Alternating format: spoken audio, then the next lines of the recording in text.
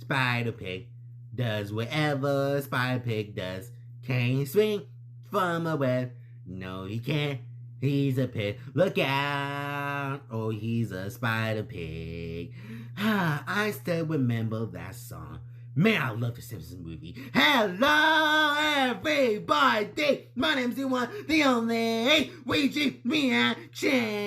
And today, ladies and gentlemen, we're gonna check out Marvel's Avengers Spider-Man hands-on preview, aka some gameplay by IGN themselves. If you guys know, the IGN finally posted the hands-on preview, aka some gameplay for the upcoming DLC from the game Marvel's Avengers. If you guys don't know, I'm not the biggest Marvel's Avengers fan, because if you guys don't know, that Marvel's Guardians of the Galaxy, in my personal opinion, I think everyone can agree with me, is better, hands down, the best Marvel game, aka hands down better than Marvel's Avengers. And when I first heard that they put Spider-Man into Avengers, I was like, I wonder how to do Spider-Man into this game. And when we first started with video 12 for Spider-Man, I was like, he looks good. And after that with video 12, I was like, I want to know that they're going to put web swinging, and I wonder how the attack and this is going to look like in this game. And today, ladies and gentlemen, we're going to find out with Marvel's Avengers Spider-Man hands-on preview, aka some gameplay by the one and only IGN. So let's get started. The revealing of this video will, of course, be in the description below. Let's see our favorite web swinging Spider-Man in action, ladies and gentlemen. In 3, 2, 1, let's get started. Finally, on November 30th, Spider-Man is swinging his way into Avengers. If you're playing on PlayStation, that is. I recently got the chance to spend 2 hours hands-on with Crystal Dynamics' latest edition of the roster and see everything the web slinger has to offer. I came away looking forward to using his abilities more, but a little worried about what it is I'll actually be doing with them. I want to see how Spider-Man fights and plays, because I want to do similar to Marvel Spider-Man for the PS4. A quick note here before we get going that all the footage you're seeing here has been provided by the developers and not captured by us, so may not illustrate exactly what I'm going to be describing here. Peter Parker's introduction to Avengers is slightly different to previous DLC characters. Really? Called a hero event instead of an operation, Spidey doesn't have any of his own story missions, but instead feels more akin to a character joining a hero shooter roster. As with every other Avenger, Spider-Man comes complete with his own unique moveset and slots right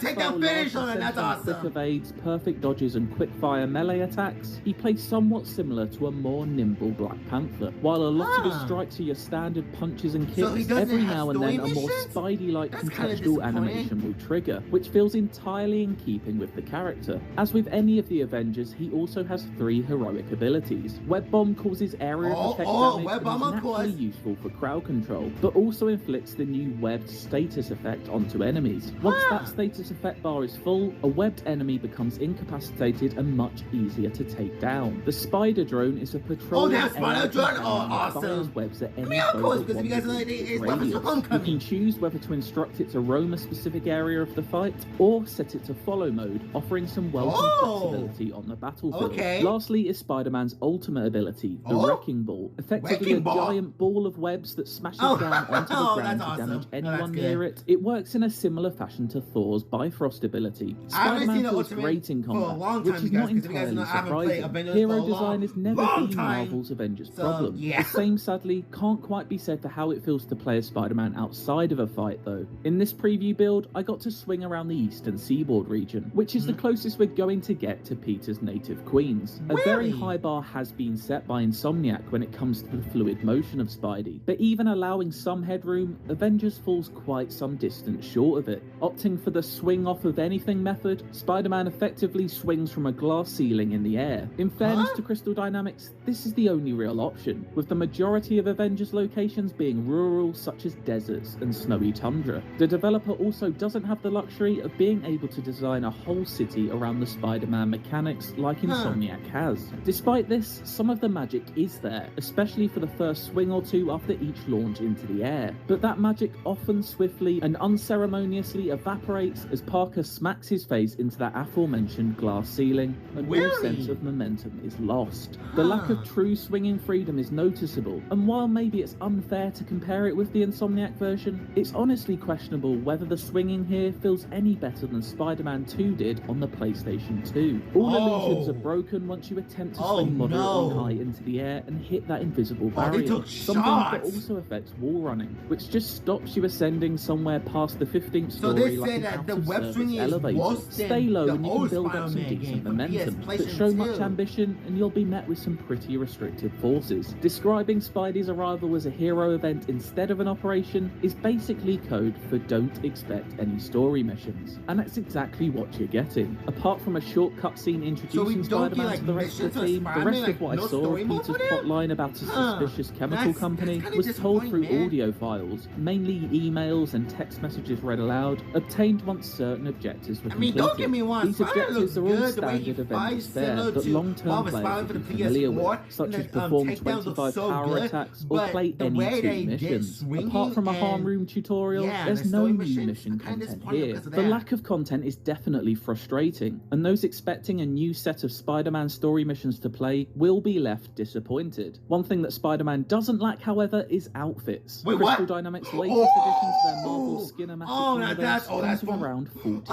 There's every colour under the sun imaginable, as well as some fan favourites from the comics such as the Spider-Man suit. It's clear that a great deal of care has been taken in curating and designing these outfits, so it's a shame that the same attention doesn't seem to have been paid elsewhere regarding new missions or Spidey's traversal. Spider-Man has been a long time coming to Marvel's Avengers, and while it does remain to be seen whether the wait has been worth it, for the moment, his addition feels more like a promise fulfilled through gritted teeth rather than one delivered with a smile. For more Spider-Man in Avengers, why not check out the latest trailer? And for everything else, a lot of things to stick say. with I got some things to say about this. So, we don't have no story missions for Spider-Man, and they said that the web swinging is not the best. It's similar to the Spider-Man old game for the PlayStation 2. They took shots of it. Dang. Like, don't get me wrong, Spider-Man looks good. The suit looks absolutely fantastic. And I like how the reference some of the text from PS4 version of Spider-Man, aka the web takedowns, aka some takedowns, like you push triangle and circle. I love that. But, yeah, I really don't know how to feel about this. Like, I hope that the Black Panther DLC has story. Like, for example, the new characters we got in Avengers, the DLC have story. So, not Spider-Man? So they said the only thing we can see, like, similar to story, is just the cutscene, how he became an Avenger. I don't know what to say. Like, Spider-Man looks good and all, but, yeah, like, that's kind of disappointing in my opinion. Will I play it? In my opinion, no. Like, I'm gonna see, of course, I am gonna watch some gameplay, aka if they added some new things to it, of course, I am gonna watch it. And of course, I'm gonna check out the suits because I really wanna see what kind of suits they're gonna put in this game. I wonder they're gonna put the white spider, aka the PS4 spider suit in this game. I'm wondering if they're gonna put like some similar suits from PS4 into this game. If they did, that would be fantastic and awesome. But as for right now, I don't know what to say about this. All I have to say is that Spider-Man looks good. I love the reference to Spider-Man PS4. But, yeah, I'm sorry, but I got nothing to say. Like, all I have to say is, okay, like, don't get me wrong. Like, I'm so happy that Spider-Man is in Marvel's Avengers. But, yeah, I really don't know how to feel about this. But let's find out and get to the release date. So guys, that is my reaction to Marvel Spider-Man DLC hands-on preview, aka Sun Gaming from the one and only IGN themselves. What you guys think of this gameplay so far? Leave in the comments below. The best rating of this video will be in the description below. Make you guys like, subscribe, like my other videos. See you guys in the next video. Spider-Pig, Spider-Pig does whatever a Spider Pig does. Can't swing from a web. No, he can't. He's a pig. Look out. Oh, he's a Spider Pig. Peace out, everybody.